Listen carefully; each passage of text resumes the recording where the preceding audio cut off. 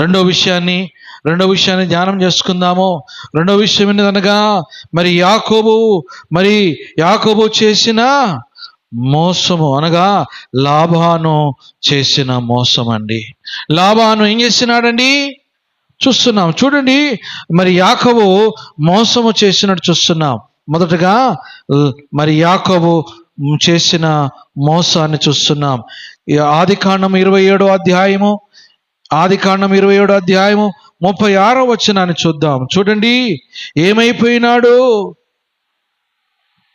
ఏశావు యాకోబు అని పేరు అతనికి సరిగానే చెల్లినది.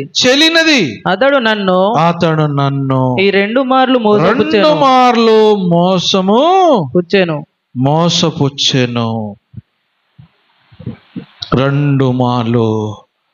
మోసపుచ్చెను. చూడండి,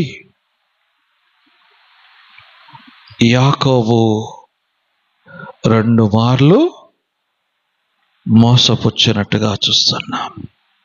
ఎవరికి? ఏశావుకు, తన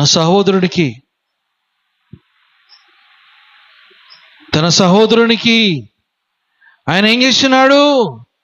2 మార్లు మోసం చేశాడు. తన సహోదరునికి ఆహారం పెట్టవలసిన సమయాలలో ఏం చేశాడు? ఇదిగో మోసపోయాడు. ఏశావు మోసపోయాడు, యాకోబు మోసం చేశాడు. సహోదరుడు ఏమైపోయినాడు? ఈ దినాల్లో మోసపోతలేరా? చాలా మంది మోసపోతున్నారు. సహోదరులు, సహోదరి, నీ జీవితంలో మోసపోకుండా నువ్వు జాగ్రత్తగా కలిగి ఉండాలి. ఏం చేస్తున్నాడు? తన సహోదరునికి రావలసిన ఆశీర్వాదం అంతా కూడా కదా తండ్రి దగ్గర ఏమన్నాడు? నేను ఏశావునని చెప్పి, యాకోబే కానీ ఏశావునని చెప్పి తండ్రిని మోసం చేశాడు. ఈ దినాల్లో తగాదాలు, భూమి తగాదాలు, డబ్బు, ఈ విషయాలలో ఎందరో మోసపోతున్నారు.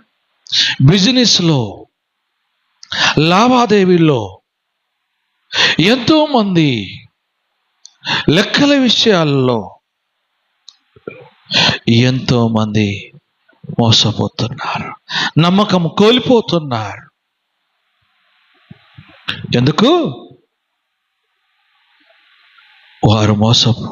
వారు మోసం చేసినాడు, ఈయన మోసపోతూనే ఉన్నాడు. నువ్వు జాగ్రత్తగా చూసుకోవాలి, జాగ్రత్తగా వివేచన కలిగి ఉండాలి, ఆత్మజ్ఞానాన్ని నింపుకోవాలి. దేవుని బిడ్డలమైన మన జీవితాలలో నువ్వేం కలిగి ఉన్నావు? యాకోబు ఏశావును మోసం చేశాడు, కానీ తిరిగి తన జీవితంలో పశ్చాత్తపడి ఏం చేశాడు తెలుసా? తాను పశ్చాత్తపడి ఇదిగో ఏం చేశాడండి? తిరిగి తన ఆస్తిని సగభాగాన్ని ఎవరికి ఇచ్చాడు తెలుసా? తన తప్పును తెలుసుకొని ఏం చేసినాడు? తనని మళ్ళీ ఏశావుకు తిరిగి ఇచ్చినట్టుగా చూస్తున్నాం. ఒక రోజున యాకోబు తెలుసుకున్నాడు.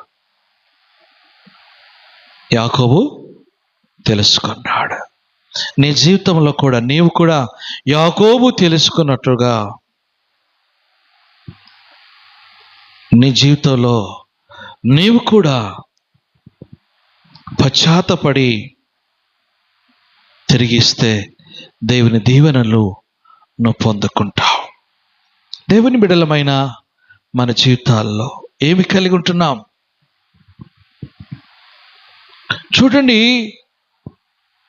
సర్పము మరి అవ్వను మొదలుకొని చూసుకుంటూ వస్తుంటే కయ్యను హేబేలు, మరి ఇక్కడ మనం చూస్తున్నాము ఏసావు యాకోబు. ఏమైపోతుందంటే మోసము చేస్తున్నారు, మోసపోతున్నారు. నీ జీవితంలో అలా కాకుండా, నువ్వు ఇతరులని మోసపరచకుండగా, నీవు మోసపోకుండగా జాగ్రత్తగా చూచుకుంటే నీ జీవితంలో నువ్వు ధన్యుడవు, నువ్వు ధన్యురాలు.